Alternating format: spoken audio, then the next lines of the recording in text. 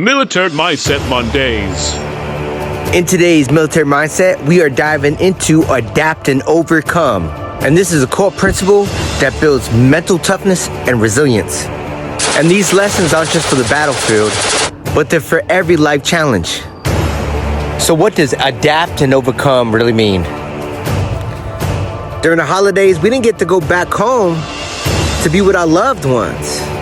We had to adapt and overcome and improvise. We weren't even allowed to wear warmer layers. So when it was freezing cold at night in the desert, we had to adapt and overcome and improvise. So during the invasion of Iraq, we only got to eat one meal ready to eat a day.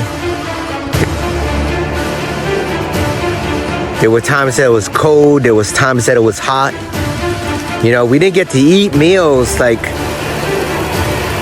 the rest of the civilians in the U.S. were eating. You know, there were Marines and sailors that had children back home. They didn't get to go on visits to go see them. They didn't get to celebrate Christmas or Easter or holidays. Some people didn't have a family like myself.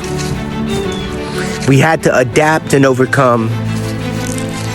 And you guessed it, improvise. I remember on this one field op, right, it was so cold. And all the Marines wanted us to cancel the field op. They're like, Doc, let them all know we're gonna get hypothermia. And me and another corpsman, we were doing squats. We took our med bags and we're curling it. And we're doing squats with it. And we're walking like ducks with it. And what are we doing? What do we learn to do? Adapt, improvise.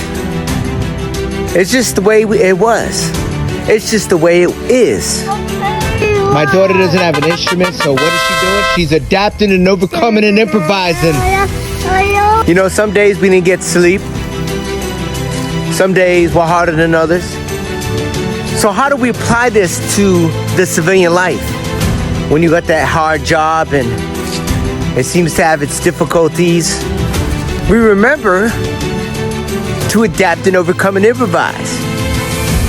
As we went through tough times in the past, we're going through tough times now. We were able to adapt and overcome and improvise then, so we're gonna adapt and overcome and improvise now. And that's exactly what you need to do when you're going through those difficult times, my friend. You know, our Marines, sailors, and soldiers, they had to adopt a mindset, right, to adapt and overcome to extreme situations. And adopting this mindset helped us to build resilience in unpredictable and dangerous situations.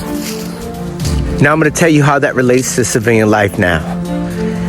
Because of my mental toughness, because of the tenaciousness, and my inability to give up or quit.